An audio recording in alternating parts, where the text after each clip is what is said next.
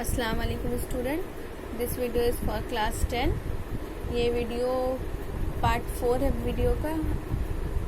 हम लोग पार्ट 3 तक पढ़ चुके हैं। उसने कहा कहानी से है, जिसमें हम लोग पढ़ चुके हैं। बहुत कहानी का 3 भाग हम लोग पढ़ चुके हैं। ये पार्ट 3 है वीडियो का, लेकिन कहानी का ये दूसरा भाग ही चला। पहला भाग में हम लोगों ने पढ़ा था कि अमृतसर में किस तरह से वहाँ का माहौल है, वहाँ का रिक्शा वाला, टांगे वाला, कैसी ज़बानें बोलते हैं वो लोग। फिर एक लड़का एक लड़की दुकान पर मिलते हैं और उन लोगों में वार्तालाप होता है। तो लड़का लड़की से कहता है तेरी कुड़माई हो गई, तो लड़की हर बार धत बोलकर चली जाती है, पर एक दिन वो कहती है कि हाँ हो गई। तो ये सुनकर लड़के को बहुत शौक लगता है और वो बहुत उदास हो जाता है, क्योंकि कहीं ना कहीं वो लड़की से प्रेम करने लगता था। दूसरे भाग में जर्मन और भारत की लड़ाई के बारे में है, किस तरह से सैनिक जो है खंदक में घुसे बैठे हुए हैं, कोई धावा नहीं हो रहा है, किसी तरह का हमला नहीं हो रहा है, और लोग जैसे ही उन लोगों का कुछ भी पार्ट ऑफ द बॉडी नज़र आता है तो गोलियों की बौछार होने लगती है। जर्मन वाले गोली चलाने लगते हैं। उन लोगों को समझ ही में नहीं आता कि उन लोग कहाँ छुपे बैठे हैं, जो उन लोगों को नज़र आ जा रहा है, भारतीय सैनिक नज़र आ जाते हैं। और उन लोग खुद को एंटरटेन करने के लिए, इस माहौल से बाहर निकालने के लिए तरह तरह की कहानियाँ बोलते रहते हैं, एक दूसरे को एंटरटेन करते रहते हैं।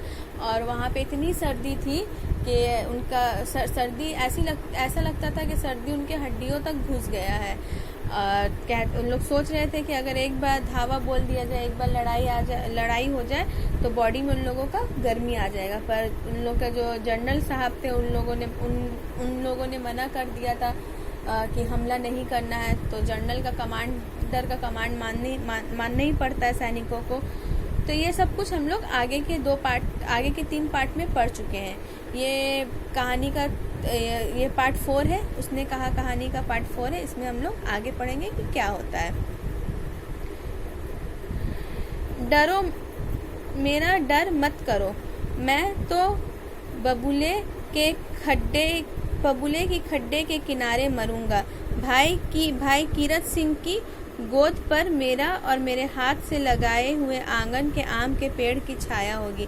तो लहना सिंह कहता है कि डरो मत, मैं यहाँ नहीं मरने वाला हूँ। मैं अपने भाई कीरत सिंह के गोद में ही अपना दम तोड़ूंगा, और जो आम का पेड़ मैंने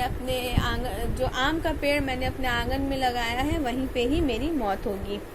वजीरा सिंह ने त्वेरी चढ़ाकर कहा, क्या मरने मारने की बात लगाई है, मरे जर्मन और तुर्क। तो वजीरा सिंह चिढ़कर बोलता है, क्या तुम लोग मरने मारने की बात लगा कर रखे हो। मरे जर्मन के लोग और तुर्क के लोग, जिन लोगों ने उन लोगों पर हमला किया, वो लोग मरे, हम लोग क्यों मरे। हाँ भाइयों, कुछ गाओ। तो उन लोग खुद को एंटरटेन करने के लिए कहते हैं, चलो अब कुछ गाना बजाना कर लो, बहुत हम लोग यहाँ पे बोर हो गए हैं। कौन जानता था कि दाढ़ियों वाले घर बारी सिख ऐसे लुच्चों का गीत गाएंगे। पर सारी खंदक गीत से गूंज उठी और सिपाही फिर ताजे हो गए, मानो 4 दिन से सोते और मौज ही करते हैं। और कौन ये जानता था कि जो पंजाबी सिख लोग जो होते हैं, उन लोगों की बहुत लंबी लंबी दाढ़ियाँ होती हैं। तो ये कौन जानता था कि ये सिख लोग जो है, दाढ़ी वाले जो सिख लोग हैं, ऐसे लुच्चों की तरह, लुच्चे लफंगे की तरह गीत गाएंगे।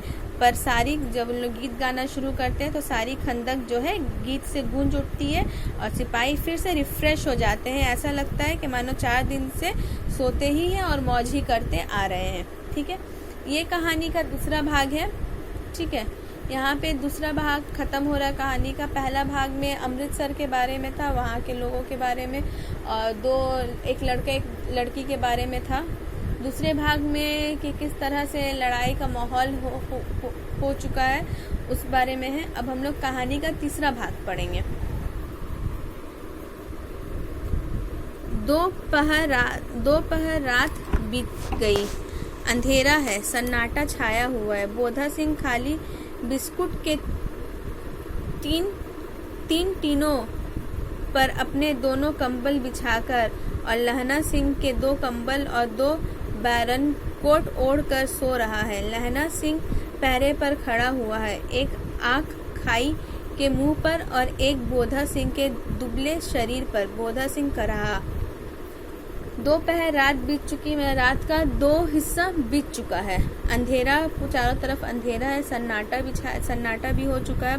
बोधा सिंह खाली बिस्कुट के तीन टीनों पर अपने दोनों कंबल बिछाकर, बोधा सिंह जो था, जो एक सैनिक था, वो खाली बिस्कुट के 3 टीनों पर अपना दोनों कंबल बिछाकर, और लहना सिंह का 2 बैरन कोट, जो ये सैनिकों का जो कोट होता है, जिसको लोग ठंडी में पहनते हैं, वह कोट पहनकर ओढ़कर सो रहा है।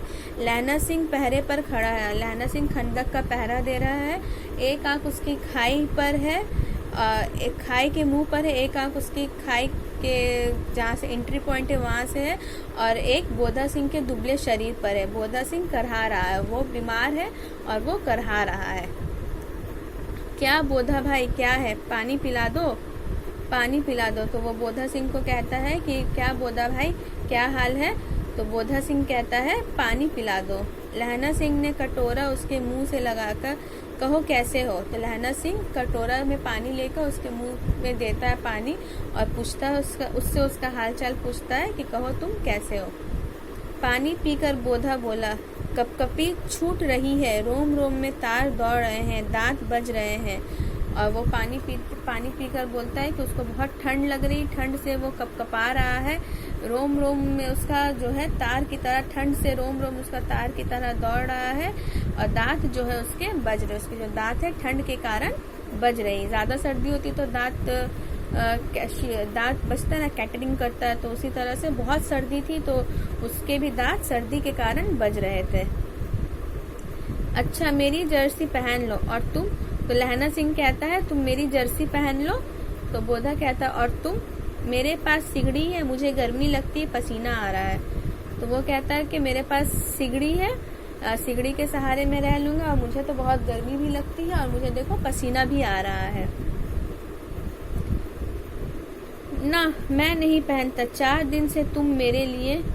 तो ये बोधा सिंह का लाइन है, ये कह रहा है कि नहीं हम नहीं पहनते, 4 दिन से तुम मेरे लिए।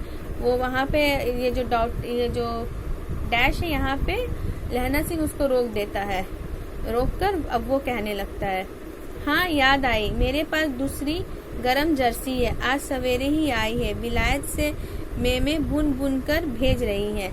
तो वो उसको कहता है हाँ मुझे याद आया कि मेरे पास दूसरी जर्सी भी है, आज सवेरे ही उसका जर्सी आया है विलायत से, विदेश से। मेम जो गोरी मेम जो है वो बुन बुन कर भेज रही है, गुरु उनका भला करे, ईश्वर उनका भला करे। यूं कहकर सहसा अपना कोट उतार कर जर्सी उतारने लगा, और ये कहते हुए वो अचानक से अपना कोट उतारा और अपनी जर्सी को उतारने लगा। सच कहते हो? बोधा सिंह कहता है क्या तुम सच बोल रहे हो? लहना सिंह कहता है और नहीं झूठ। यूं कहकर